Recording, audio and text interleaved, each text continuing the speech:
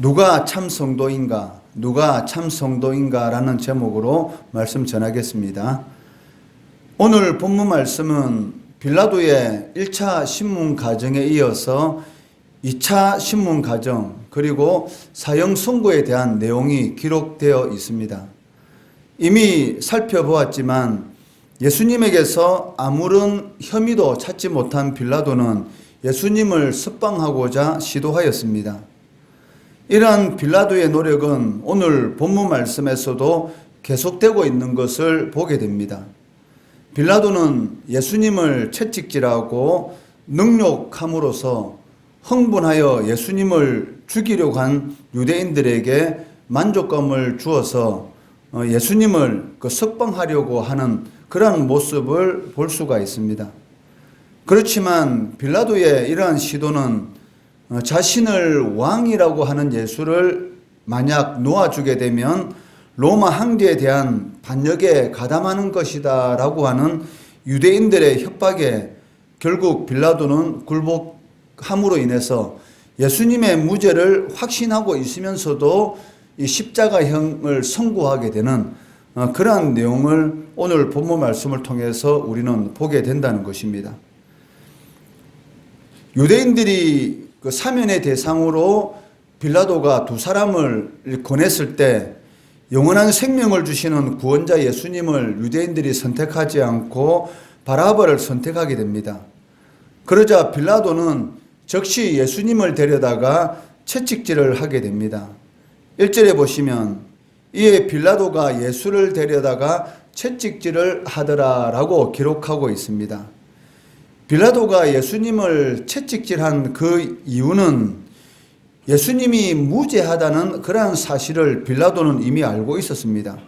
그렇기 때문에 그 예수님에 대해서 분노를 가지고 있던 유대인들의 그 마음을 누그러뜨리기 위해서 예수님을 채찍질하였고 그를 통해서 유대인들의 이 만족감을 주어서 예수님을 풀어주려고 하는 그러한 이 빌라도의 계획이 있었던 것입니다.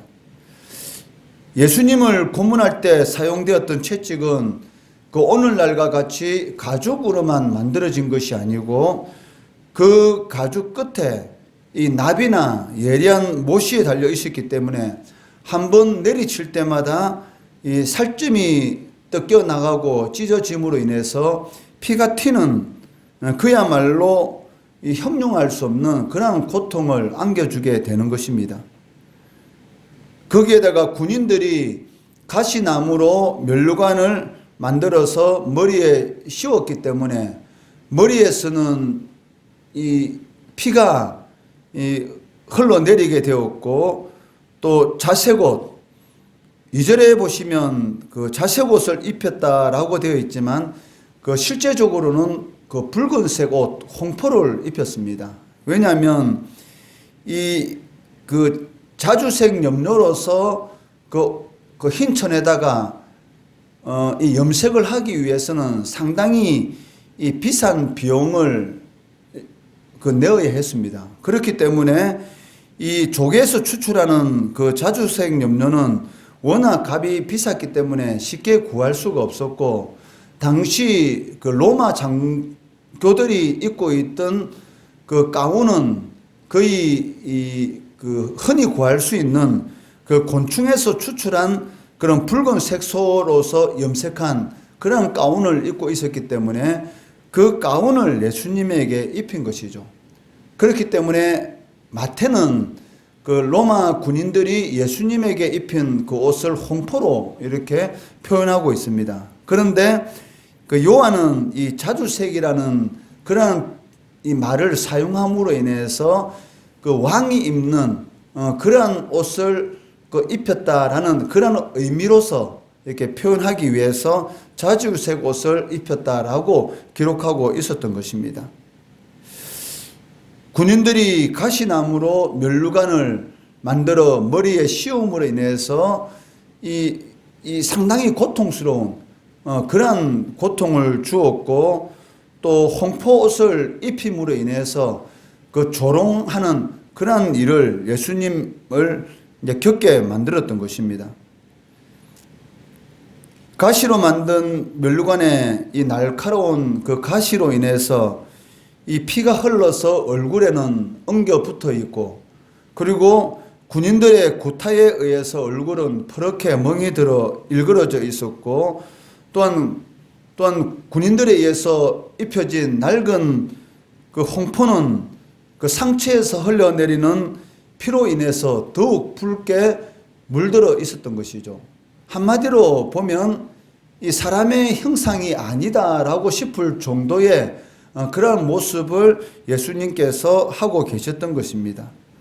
이렇게 처참한 그 예수님의 모습을 그 흥분한 유대인들에게 집중시키는 것을 보게 됩니다. 4절에 보시면 빌라도가 다시 밖에 나가 말하되 보라, 이 사람을 데리고 너희에게 나오나니 이는 내가 그에게서 아무 죄도 찾지 못한 것을 너희로 알게 하려 함이로다 라고 말을 하고 있습니다. 빌라도가 예수님의 이러한 모습을 보이면서까지 유대인들의 동정심을 유발시켜서 예수님을 풀어주려고 한 그 이유는 빌라도가 예수님의 생명 자체를 살리려고 했다기보다는 그 유대인들에게 인심을 잃지 않고 또 무죄한 죄를 잘못된 재판을 통해서 사형 선고를 하였다라는 그러한 자신의 명예를 실추시키는 일을 하지 않기 위한 그런 목적에서였던 것입니다. 그 로마인들의 이 관점에서 보면 그 자신들의 법에 의해서 정당한 절차를 통해서 그 사법적인 그러한 정당한 절차를 통해서 재판하는 것, 이것을 상당히 명예로 여기고 있었기 때문에 분명히 빌라도 자신이 보기에는 예수님이 죄가 없는데도 불구하고 유대인들의 이런 협박에 의해서, 유대인들의 강압에 의해서 불명예스러운 재판을 하였다라는 것은 자신들이 지금까지 교육받고 자라왔던 그러한 로마인들의 이런 생각으로서는 도저히 용납할 수 없었던 것이죠. 그렇기 때문에 어떻게 하든지 이 예수님을 그 처참한 그러한 모습들을 유대인들에게 보여주고 동정심을 유발해서 예수님을 풀어주려고 했던 것을 알게 되는 것입니다. 그러나 유대인들은 빌라도를 협박하면서까지 예수를 십자가에 못 박으라고 집요하고도 단호하게 예수의 죽음을 요구하는 것을 보게 됩니다. 12절에 보시면 이러함으로 빌라도가 예수를 놓으려고 힘썼으나 유대인들이 소리질러 이르되 이 사람을 놓으면 가이사의 충신이 아니니이다. 무릇 자기를 왕이라 하는 자는 가이사를 반역하는 것이니이다 라고 협박하고 있습니다. 당시 로마 황제는 티베리우스 황제였습니다. 티베리우스 황제는 이 정적에 대한 이 두려움이 컸기 때문에 만약에 이 반역과 관련된 그러한 상소가 들어오게 되면 그러한 상소에 대해서 신중하게 조사하지 않고 무자비하게 거기에 관련된 사람을 죽였습니다. 그처럼 매우 잔인한 왕이었기 때문에 12절에 이 유대인들의 이 협박은 빌라도에게 있어서는 상당히 위협적인 것이었죠. 만약 유대인들이 티베리우스 황제에게 그 빌라도가 이 반역을 행하고 있다라는 그런 투서를 하게 된다면 자신의 목숨까지 그리고 정치적인 생명까지 끝날 수 있는 그런 위기도 당할 수가 있었기 때문에 결국 유대인들의 요구에 굴복해서 예수님을 십자가형에 선고하게 되었던 것입니다. 이러한 그 정치적인 그러한 그 배경이 있었던 것이죠. 그런데 우리는 그 오늘 본문의 15절 말씀을 통해서 하나님의 백성들이 하나님 통치를 받기 싫어하게 되면, 즉 하나님 중심의 신앙에서 멀어지게 되면 어떠한 상태에 이르게 되는지를 보게 된다는 것입니다. 15절에 보시면 그들이 소리 지르되 없이 하소서 없이 하소서, 그를 십자가에 못 박게 하소서. 빌라도가 이르되 내가 너희 왕을 십자가에 못 박으랴. 대제사장들이 대답하되 가이사 외에는 우리에게 왕이 없나이다 하니라고 기록되어 있습니다. 유대인들은 누굽니까? 하나님의 택한 백성이고 여호와 하나님 한 분만을 왕으로 섬기는 그러한 사람들입니다. 그런데도 불구하고 지금 그들이 고백하는 그 말이 무엇입니까? 가이사 외에는 자신들에게 왕이 없습니다라는 그런 말을 하고 있다는 것이죠. 당시 로마에서는 이 가이사, 즉 황제 숭배를 강요하고 있는 그런 상황이었습니다.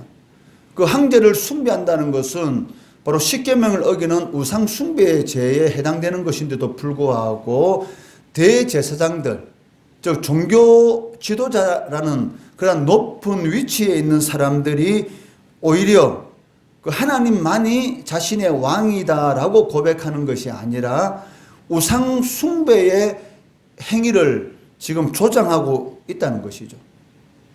이처럼 그 진정한 왕이신 예수님을 부인하기 위해서 거짓된 왕인 가이사를 인정하는, 즉 하나님의 이름을 모욕하는 그러한 죄를 저지르고 있다는 것이죠. 과연 이러한 그 종교 지도자들, 이러한 유대인들을 하나님의 택한 선민이라고 과연 할 수가 있는가? 할 수가 없다는 것입니다. 그렇기 때문에 예수님께서는 이들을 향해서 독사의 자식들아, 즉 다른 말로 말하면 무엇입니까? 하나님께 속한 자들가 아니라 마귀에게 속한 자들이다라고 하나님께서 예수님께서 질책하는 것을 우리는 성경 말씀을 통해서 볼 수가 있었던 것입니다. 이처럼 하나님의 자녀라고 하지만 하나님의 중심의 신앙에서 멀어지게 되면 자신도 모르는 사이에 하나님의 통치를 받기 싫어하는 그런 일들을 행하게 되고 결국 하나님을 부인하는, 즉 하나님이 아닌 다른 것들을 자신의 왕으로서 섬기게 되는 그러한 일들을 행하게 되는 것이죠. 우리들도 마찬가지입니다. 오늘날 이 시대를 살아가는 우리들도 하나님 중심의 신앙, 즉 하나님의 통치를 거부하는 그런 상황 가운데 이르게 되면 하나님이 아닌 다른 것을 우리의 신으로, 우리의 주인으로 결국은 섬기게 된다는 것이죠. 그를 통해서 예수를 부인하게 되는, 그리고 거짓된 왕을 진정한 왕인 것으로 인정하고 섬기게 되는 그러한 삶을 살아갈 수밖에 없고 결국은 멸망에 이르게 된다는 것입니다. 누가 참 성도입니까? 그 하나님의 통치, 그 하나님의 다스림, 즉 하나님의 말씀대로 살아가는 사람이 진정한 성도라고 말을 할 수가 있다는 것이죠. 자신의 뜻을 이루는 것이 아니라 하나님의 뜻을 이루기 위해서 살아가는 사람들이 바로 진정한 성도입니다. 자신의 뜻을 이루려고 하면 결국은 하나님에게서 멀어지게 되는 것이고 예수를 부인하게 되는, 진정한 왕이고 지금까지 기다려왔으면서도 불구하고 눈앞에 메시아를 두고 있으면서도 불구하고 영적으로 눈이 가려지는 그러한 삶을 살아갈 수밖에 없다는 것이죠. 이러한 삶을 살아가는 사람이 가장 불행한 사람입니다. 왜냐하면 인간에게 있어서 가장 행복한 것은 무엇이겠습니까? 그 하나님을 섬기는 삶입니다. 그런 삶을 살아가는 자들만이 가장 복된 그러한 삶을 살아가는 것이고 가장 복된 그러한 죽음을 맞이할 수가 있다는 것이죠. 지금 이후로 주 안에서 죽는 자들이 가장 복이 있도다라고 계시록에 기록되어 있는 것처럼 이 세상에서 가장 행복한 사람은 많은 것을 가지고 있는 사람이 아니라 주님을 내 인생의 주인으로, 나의 통치자로 받아들이고 주님의 다스림을 받으면서 살아가는 사람들, 이런 사람들이 가장 행복한 사람이다라는 것을 알 수가 있습니다. 진정한 성도는 주님의 다스림을 받는 사람입니다. 과연 나는 매일의 삶 가운데서 주님의 다스림을 받고 살아가고 있는가? 아니면 오늘 본문에 나오는 대제사장처럼 하나님의 택한 백성이라고 생각하면서도 진정한 왕인 예수를 부인하고 가이사라고 일컬어지는 세상을 나의 왕으로 섬기면서 살아가고 있는 것은 아닌지 우리 자신을 한번 바라보고 혹 하나님의 다스림을 받지 않는 그러한 위기의 상태로 행하고 있다면 회개하고 돌이키는 그러한 우리 성도들 되시기를 주의 이름으로 축원합니다.